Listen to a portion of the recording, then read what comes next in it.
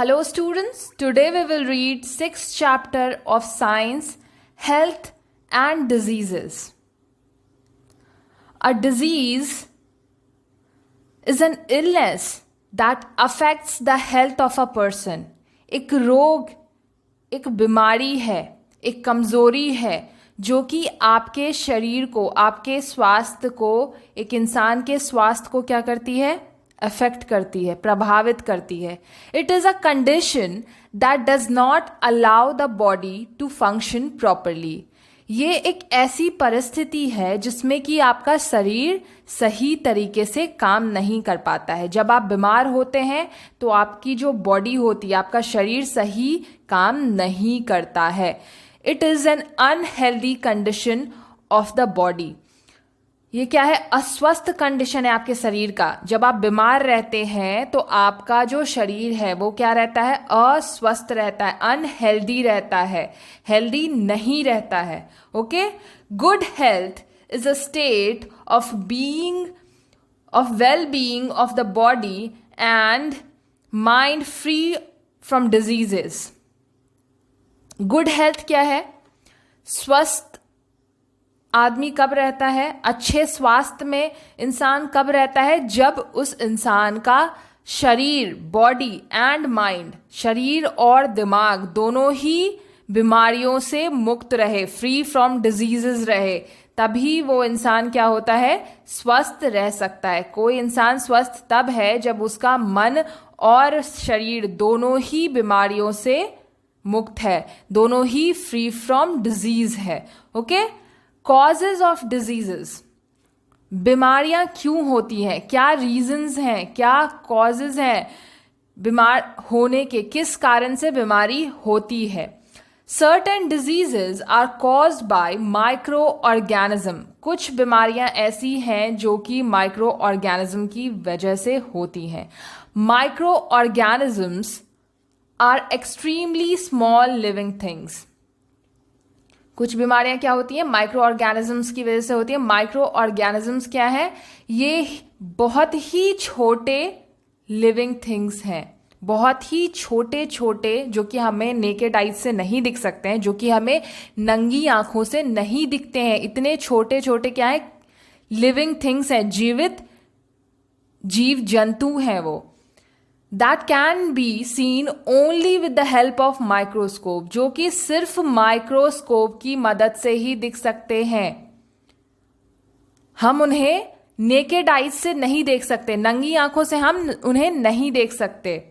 The disease causing microorganisms are called germs. वो micro organism जो कि बीमारी फैलाते हैं, जिनकी वजह से बीमारियां होती हैं, उन्हें क्या कहते हैं? जर्म्स कहते हैं. Germs enter the body of a healthy person when he comes in contact with an infected person. Germs क्या करते हैं? स्वस्थ इंसान के शरीर के अंदर चले जाते हैं जब वो इंसान किसी बीमार इंसान के कांटेक्ट में आता है, इन्फेक्टेड पर्सन के कांटेक्ट में आता है, उससे मिलता है, उससे जुड़ता है, किसी तरह उसके टच में आता है. Okay, the germs start growing and reproducing inside the body. फिर वो जर्म्स क्या करते हैं? हेल्दी इंसान के बॉडी में जाकर ग्रो करते हैं, बढ़ते हैं और रीप्रोड्यूस करते हैं उसके बॉडी के अंदर. मतलब अपने जैसे और जर्म्स बनाते हैं, पैदा करते हैं उस स्वस्थ इंसान के, उस हेल्दी इंसान के बॉडी में. They keep increasing in number. वो बढ़ते जाते हैं, संख्या में बढ़ते जाते हैं, उनकी संख्या बढ़ती जाती है शरीर के अंदर. Causing damage to the body cells. और इनकी बढ़ती हुई जो संख्या होती है, ये सारे जर्म्स मिलकर क्या करते हैं? आपके बॉडी के सेल्स को डैमेज करते हैं, आपके बॉडी के अंदर नुकसान पहुंचाते हैं. There are many kinds of microorganisms such as bacteria, viruses, protozoa and fungi. बहुत तरह के माइक्रो ऑर्गेनिजम्स होते हैं, बहुत तरह के जर्म्स होते हैं. कौन कौन से होते हैं? Bacteria, viruses, protozoas and fungi. Okay, diseases caused by micro organism. अब हम ऐसी बीमारियों के बारे में, ऐसे डिजीजेस के बारे में पढ़ेंगे जो कि माइक्रो ऑर्गेनिजम्स की वजह से होते हैं, जो कि जर्म्स की वजह से होते हैं। बैक्टीरिया की वजह से कौन कौन से डिजीजेस होते हैं? Cholera, tuberculosis, typhoid, tetanus, pneumonia, whooping, cough. ये सारे कैसे होते हैं? बैक्टीरिया की वजह से होते हैं। ओके, नाउ वायरसेस, दूसरे तरह का आपका माइक्रो ऑर्गेनिज्म क्या है? वायरस की वजह से क्या क्या होता है? Measles, common cold, viral fever, polio, chicken pox, conjunctivitis, dengue. ये सारे कैसे होते हैं? वायरस की वजह से होते हैं। ओके, नेक्स्ट इज प्रोटोजोआ से क्या क्या होता है? मलेरिया एंड डायसेंट्रिया, ये दोनों प्रोटोजोआ की वजह से होता है। नेक्स्ट इज फंगी की वजह से फूड पॉइजनिंग होता है, रिंग वॉर्म्स होते हैं, एथलीट्स फूट होता है। Okay, more to know, world organisations like WHO का फुल फॉर्म क्या है? World health organisation, keep track of diseases around the world. दुनिया का एक ऐसा ऑर्गेनाइजेशन है जैसा कि WHO, ये क्या करते हैं? World health organisation. इस ऑर्गेनाइजेशन के नाम से ही पता चल रहा है कि ये दुनिया में हेल्थ का ऑर्गेनाइजेशन है। ये ट्रैक रखते हैं, keep track of diseases around the world, बीमारियों का ट्रैक रखते हैं कि कौन सी बीमारियां हैं, किस किस तरह की बीमारियां दुनिया में हैं, कौन कौन से एरियाज उस बीमारी से अफेक्टेड हैं, किस किस देश में किस किस तरह की बीमारियां होती हैं, और वो इस पे क्या करते हैं? रिसर्च करते हैं और उन बीमारियों का इलाज निकालते हैं, उसके लिए एंटीडोट्स निकालते हैं, मेडिसिन्स निकालते हैं। Okay, they advise and help people in different parts of the world. ये क्या करते हैं? दुनिया के अलग अलग पार्ट में, अलग अलग हिस्सों में लोगों की मदद करते हैं बीमारियों से लड़ने के लिए, और उन्हें एडवाइस देते हैं, उन्हें बताते हैं कि किस तरह वो किस बीमारी से बच सकते हैं। अवेयरनेस फैलाने का काम करते हैं, ये जागरूकता फैलाते हैं ये बीमारियों के लिए। ओके, जैसे अभी कोरोना फैला हुआ है, तो कोरोना के लिए भी वो क्या कर रहे हैं? एक तो मेडिसिन बना रहे हैं, दूसरा लोगों को बता रहे हैं कि कैसे आप कोरोना से बच सकते हैं। ओके, ये हर कंट्री की हेल्प करते हैं। टाइप्स ऑफ डिजीजेस, अब ये बीमारियां कितने टाइप्स की होती हैं? There are 2 types of diseases, 2 तरह के रोग होते हैं, 2 तरह की बीमारियां होती हैं, कम्युनिकेबल और इन्फेक्शियस डिजीज। कम्युनिकेबल डिजीज को क्या कहते हैं? इन्फेक्शियस डिजीज भी कहते हैं, कम्युनिकेबल और infectious disease. Second is non communicable और नॉन इन्फेक्शियस डिजीज, ऐसी बीमारियां जो नॉन कम्युनिकेबल हैं, कम्युनिकेबल नहीं है, और नॉन इन्फेक्शियस, जैसे नॉन इन्फेक्शियस भी कहते हैं। Okay, let's see what is communicable diseases. Communicable disease और infectious disease, the disease which spread from a sick person to a healthy person are called communicable और infectious disease. ऐसी बीमारियां जो कि बीमार इंसान से स्वस्थ इंसान में फैलती हैं, स्प्रेड होती हैं, एक इंसान से दूसरे इंसान में फैलती हैं, उन्हें क्या कहते हैं? कम्युनिकेबल डिजीजेस और इन्फेक्शियस डिजीज, मतलब आपको दूसरे इंसान से इन्फेक्शन हो सकता है।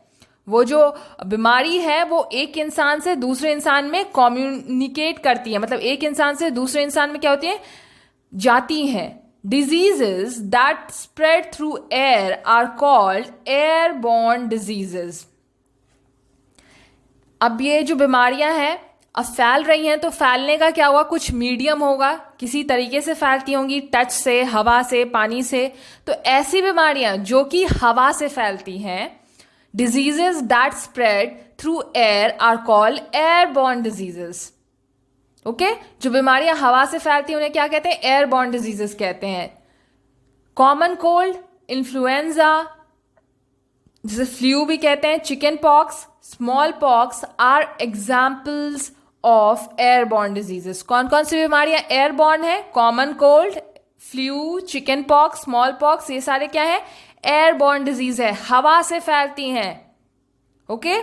Diseases that spread by drinking water, ऐसी बीमारियां जो कि पानी से फैलती हैं. कॉन्टामिनेटेड बाय ह्यूमन और animals are called waterborne diseases. ऐसी बीमारियां जो कि जानवरों और इंसानों से कॉन्टामिनेट हुए पानी से एक दूसरे में फैलती हैं, उसे क्या कहते हैं? वाटरबॉर्न डिजीज कहते हैं. मतलब अगर किसी बीमार इंसान ने वो पानी पिया या टच किया तो उससे वो दूसरे इंसान में फैलेंगी. अगर उसी पानी को किसी दूसरे इंसान ने यूज किया, इस्तेमाल किया, जैसे कि किसी नदी में कोई बीमार जानवर पानी पी रहा है तो उसी नदी में जाकर, अगर उसी पॉन्ड में, नदी में जाकर कोई दूसरा स्वस्थ जानवर पानी पी लेता है तो वो भी बीमार हो जाता है. मतलब पानी के थ्रू वो बीमारी एक जानवर से दूसरे जानवर में फैल जाती है, फिर एक इंसान से दूसरे इंसान में फैलती है. An example of a waterborne disease is cholera. Cholera क्या है? वाटरबॉर्न डिजीज है. ये पानी से एक दूसरे में फैलता है. मतलब इसका कैरियर कौन है? पानी है. पानी के थ्रू ये स्प्रेड होता है, फैलता है. The germs are carried from a sick person to healthy person. जो जर्म्स हैं, जो माइक्रो ऑर्गेनिजम्स होते हैं, वो क्या होता है? वो एक बीमार आदमी से हेल्दी आदमी में जाता है, फैलता है. बीमार आदमी से स्वस्थ आदमी में फैलता है. अब ये फैलता है तो इसके फैलने के क्या होंगे? कुछ मीडियम्स होंगे. किसी किसी मीडियम के थ्रू फैलता होगा, हवा से, पानी से, टच से, या फिर एक जगह, एक एरिया में रहने से. तो हम नेक्स्ट पढ़ते हैं कि ये जर्म्स कैसे कैरी होते हैं, कैसे एक जगह से दूसरे जगह जाते हैं, एक इंसान से दूसरे इंसान में फैलते हैं. Through direct contact. Direct contact के थ्रू भी फैलते हैं. मतलब आपने बीमार इंसान को टच कर दिया तो ये आप में आ जाएगी, वो बीमारी आप में भी आ जाती है. Many diseases like chicken pox, measles, mumps spread through direct contact with a sick person or by sharing common things like towel, handkerchief और clothing. कुछ बीमारियां ऐसी हैं जो डायरेक्ट कॉन्टैक्ट से फैलती हैं. मतलब बिल्कुल आप उस इंसान को टच कर दो या उस इंसान की इस्तेमाल की हुई चीज़ों को टच कर दो. और ये बीमारियां कौन सी हैं? Chicken pox, measles, mumps spread through direct contacts with a sick person. आप किसी बीमार इंसान को टच करोगे जिसे मीजल्स, चिकन पॉक्स या मम्प्स हुआ है तो ये बीमारी आपको भी हो सकती है. और बाय शेयरिंग कॉमन थिंग्स, या फिर उसकी चीज़ें इस्तेमाल करने से, आपने उसकी सेम टॉवल यूज़ की या उसका हैंकरचीफ यूज़ किया, उसके क्लोथ्स यूज़ किए, तो ये बीमारियां आप में भी फैल जाएंगी, आपको भी हो जाएंगी. We should avoid contact with the infected person. अगर किसी इंसान को चिकन पॉक्स, मीजल्स, मम्प्स हैं तो क्या करना है? हमें अवॉइड करना है उस इंसान से कॉन्टैक्ट. मतलब जिस इंसान को ये बीमारी हुई है, जो इन्फेक्टेड पर्सन है, वी शुड अवॉइड कॉन्टैक्ट. हमें उससे डायरेक्ट कॉन्टैक्ट नहीं रखना चाहिए. ओके उसके कपड़े यूज़ नहीं करने चाहिए, उसके टॉवल्स, उसकी इस्तेमाल की हुई चीज़ें यूज़ नहीं करनी चाहिए, ना ही उस इंसान को टच करना चाहिए. Okay. Next is through air. अब हवा से कैसे फैलती हैं और कौन कौन सी बीमारियां फैलती हैं. Okay. When a person suffering from a disease coughs, sneezes or spits, the disease causing germs come out into the air and spread around. जब कोई बीमार आदमी जो कि बीमारी से ग्रसित है वो छींकता है, खांसता है, थूकता है तो उससे जर्म्स निकलते हैं और जर्म्स क्या करते हैं? हवा में फैल जाते हैं. Come out in the air, वो जर्म्स बाहर हवा में आ जाते हैं, एंड स्प्रेड अराउंड, और चारों तरफ फैल जाते हैं। When another person breathes in this air, जब कोई दूसरा इंसान, कोई स्वस्थ इंसान उस हवा में सांस लेता है, germs enter his body.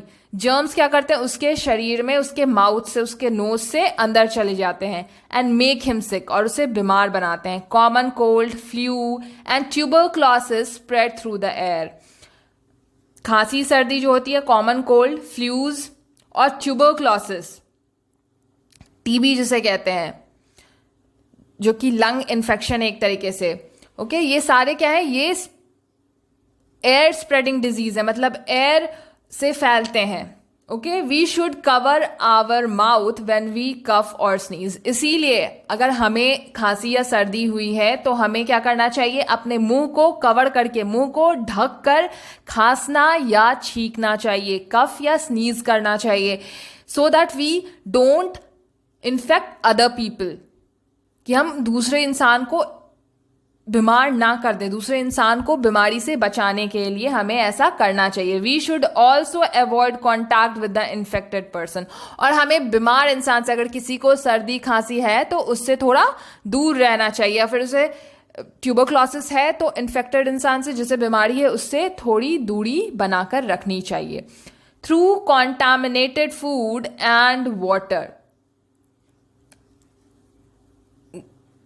Contaminated food और पानी से भी फैलता है आपके माइक्रो ऑर्गेनिजम्स, आपके germs.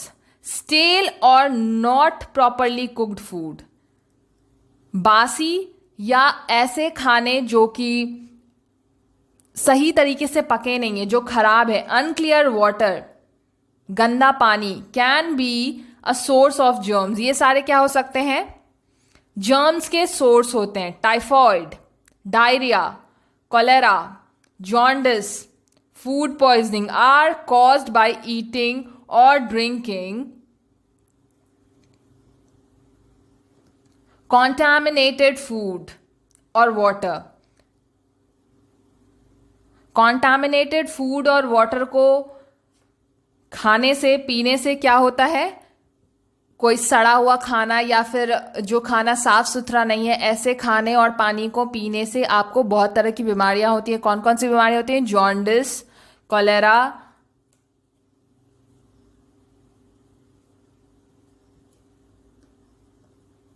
Typhoid, diarrhoea, food poisoning, ये सारी बीमारियां आपको कैसे होती हैं, गंदे खाने और गंदे पानी से। ओके, सो हमें हमेशा साफ और वेल कुक्ड और सही खाना खाना चाहिए, जो कि फ्रेश बना हो। स्टेल फूड, बासी खाना नहीं खाना चाहिए। Okay, vegetables and fruit should be wash properly. खाने से पहले सब्जियों को और फलों को अच्छे से धोना चाहिए। We should avoid eating stale food और food from road side stall. हमें बासी खाना, खराब खाना या फिर रोड के किनारे जो खाना बन रहा हो स्टॉल्स में, वो नहीं खाना चाहिए, बिकॉज उसमें क्या होते हैं, बहुत सारे डस्ट होते हैं, बहुत सारी गंदगी होती है, जर्म्स होते हैं, जिससे आप बीमार हो सकते हैं। वी शुड बॉयल और फिल्टर आवर ड्रिंकिंग वाटर। हमें अपने पीने के पानी को उबालना चाहिए या फिर उसे फिल्टर करना चाहिए, साफ करना चाहिए, छानना चाहिए। Okay, we should not be allowed to collect in और around the house. We should not be, water should not be allowed to collect in और अराउंड द हाउस। पानी को घर के आसपास या घर के अंदर जमा नहीं होने देना चाहिए, बिकॉज पानी में क्या होते हैं, बहुत तरह के जर्म्स जो होते हैं पैदा लेते हैं, पनपते हैं। बहुत सारे फ्लाइज, बहुत सारे जो मॉस्किटोज होते हैं, ये सारे क्या होते हैं, पानी में ही पैदा होते हैं, जन्मते हैं। ठीक है, तो क्या करना चाहिए, पानी को इकट्ठा होने नहीं देना चाहिए, ना ही घर के अंदर, ना ही घर के आसपास। थ्रू एनिमल बाइट्स, अब जानवर के बाइट से फैलने वाले diseases. Some animal also carry germs of different diseases in their body. कुछ जानवर जो होते हैं अलग अलग तरह की बीमारियों के जर्म्स अपने शरीर में कैरी करते हैं। Okay, their bite transfers these germs to the person and cause the diseases. उनके काटने से, उनके बाइट से क्या होता है, ये जर्म्स जो हैं इंसान में ट्रांसफर हो जाते हैं, चले जाते हैं और बीमारी पैदा करते हैं। Diseases like rabies spread through a dog bite. Rabies एक ऐसी बीमारी है जो कि जानवर के काटने से, कुत्तों के काटने से या फिर रैबिट के काटने से, किसी भी एनिमल के काटने से आपको हो सकती है। जनरली डॉग बाइट से होती है ये। A doctor should be consulted immediately in case of an animal bite. अगर कोई जानवर आपको काट लेता है तो आपको क्या करना चाहिए? You should consult a doctor immediately. जल्दी से जल्दी आपको किसी डॉक्टर के पास जाना चाहिए। Okay, next is through insect. अब कीड़ों की वजह से फैलने वाली बीमारी। Some insects also carry germs. कुछ इंसेक्ट्स जो होते हैं वो जर्म्स कैरी करते हैं।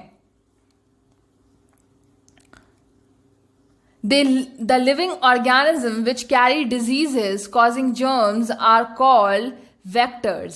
ऐसे लिविंग ऑर्गेनिज्म जो कि बीमारियों वाले कीड़े, बीमारियों वाले माइक्रो ऑर्गेनिज्म, बीमारियों वाले जर्म्स को कैरी करते हैं, अपने साथ एक जगह से दूसरी जगह ले जाते हैं, उन्हें क्या कहते हैं? वेक्टर्स कहते हैं। तो आपका फ्लाइज और मॉस्किटोज क्या हो गए? वेक्टर्स हो गए,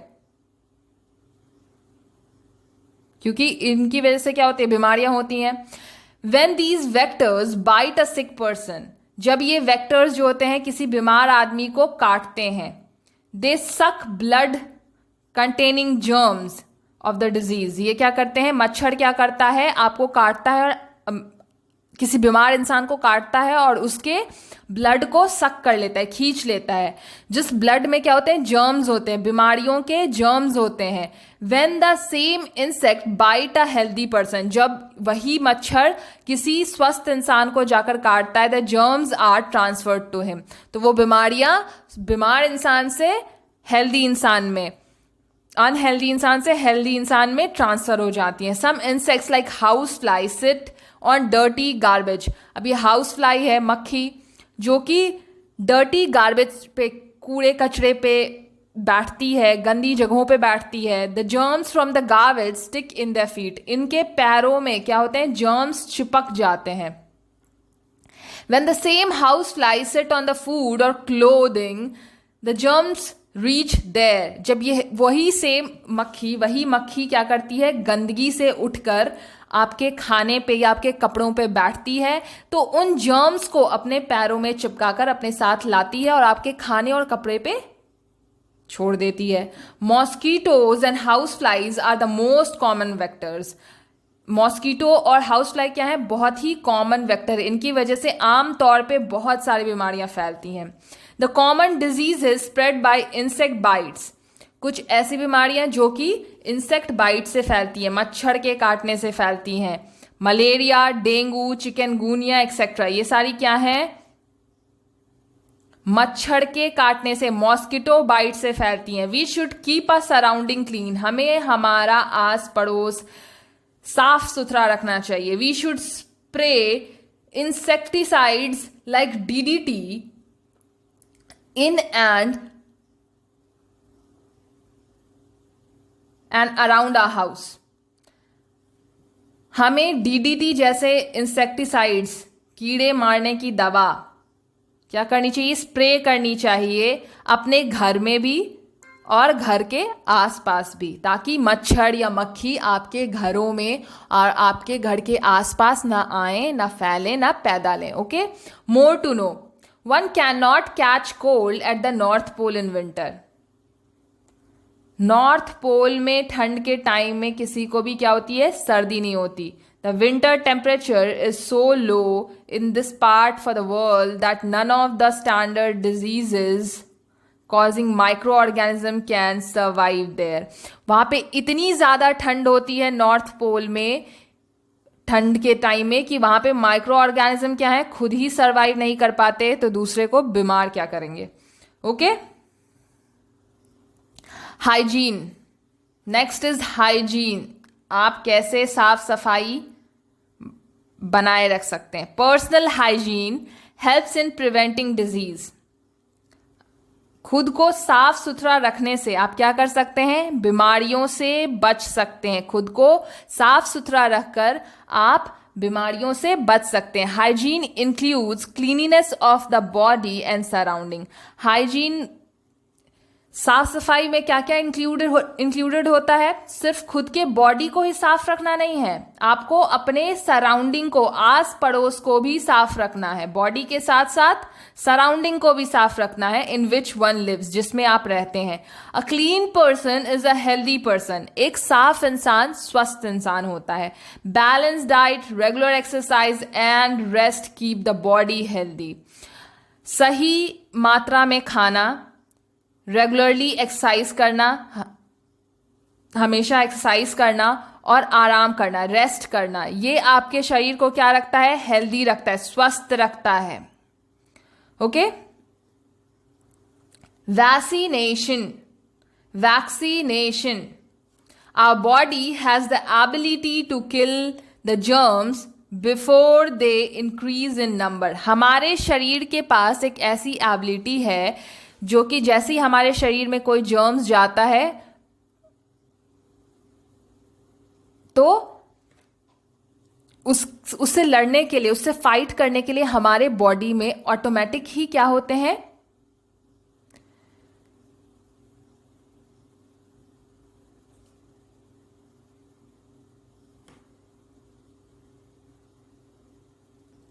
एंटीबॉडीज प्रोड्यूस करता है। और वो एंटीबॉडीज क्या करते हैं, जो जर्म्स हमारी बॉडी में एंटर किए हैं उनसे फाइट करता है, उनको किल करता है, उनको मार देता है।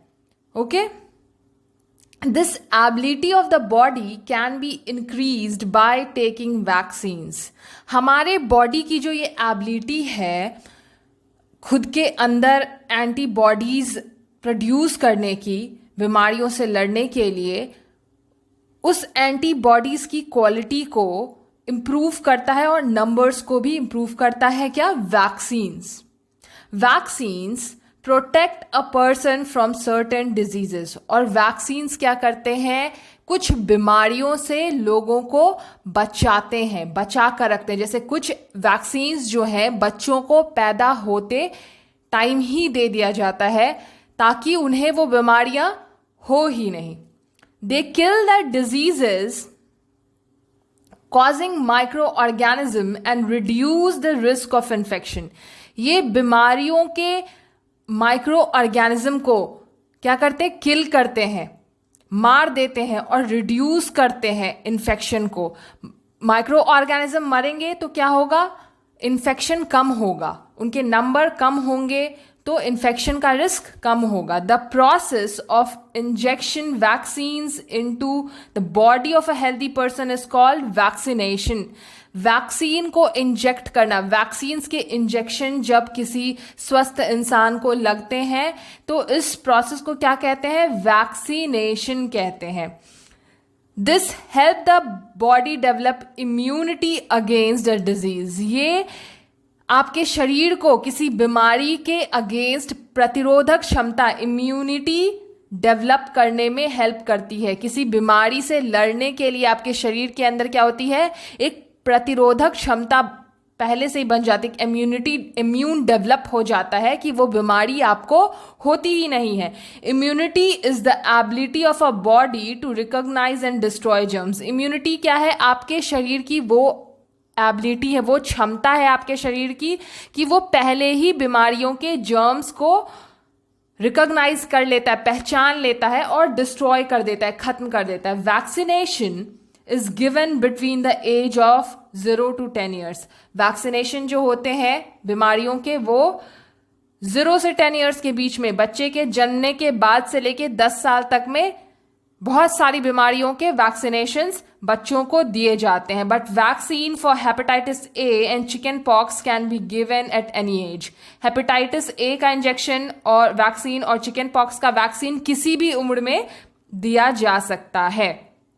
Vaccines are in the form of oral drops और इंजेक्शंस। ये जो वैक्सीन्स हैं किसी बीमारी के, वो कैसे होते हैं, या तो ओरल ड्रॉप्स के फॉर्म में होते हैं, जैसे पोलियो ड्रॉप्स आपने बचपन में खाया होगा पोलियो ड्रॉप्स। जनने के बाद बच्चे को जनने से लेकर 5 साल की उम्र तक पोलियो ड्रॉप्स खाने होते हैं, 2 बूंद जिंदगी की, और या तो इंजेक्शंस के फॉर्म में होते हैं जो कि आपकी बॉडी में सिरिंज की हेल्प से क्या होते हैं, इंजेक्ट किए जाते हैं।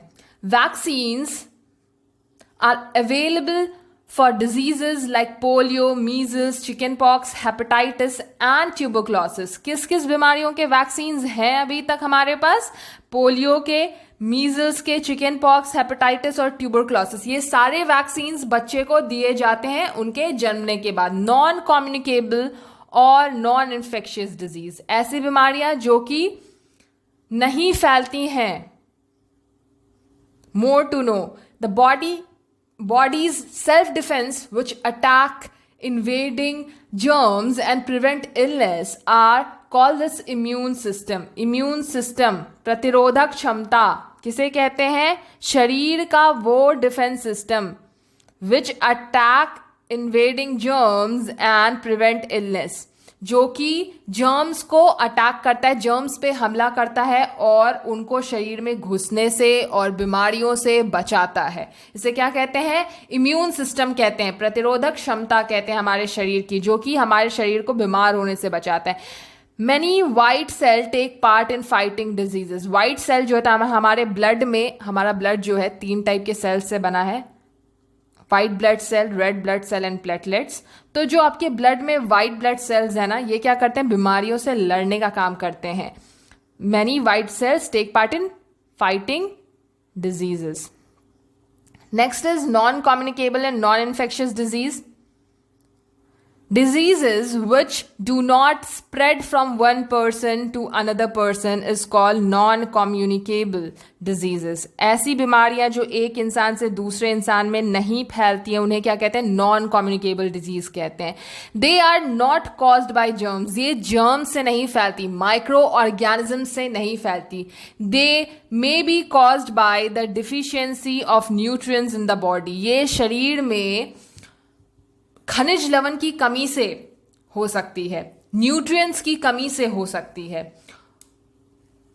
Over nutrition, lack of physical activity और due to poor functioning of a part of body. ये किस चीज से होती है? ऐसी बीमारियां जो कि फैलती नहीं है, वो कैसे होती हैं? ओवर न्यूट्रिशन से, ज्यादा अधिक हो जाए न्यूट्रिएंट्स हमारे बॉडी में या फिर कम हो जाए न्यूट्रिएंट्स हमारे बॉडी में। लैक ऑफ फिजिकल एक्टिविटी, कम फिजिकल एक्टिविटी करने से, और कोई इंसान एक्सरसाइज नहीं कर रहा है, चल फिर नहीं रहा है, तो इसकी वजह से भी बहुत सारी बीमारियां होती है। Due to poor functioning of a part of a body, या फिर आपके शरीर का कोई अंग, कोई ऑर्गन, कोई बॉडी पार्ट सही तरीके से काम नहीं कर रहा है, तो आपको ऐसी बीमारियां होती हैं। Some non communicable diseases are passed from generation to generation. कुछ जो नॉन कम्युनिकेबल डिजीज होती हैं वो क्या होती हैं?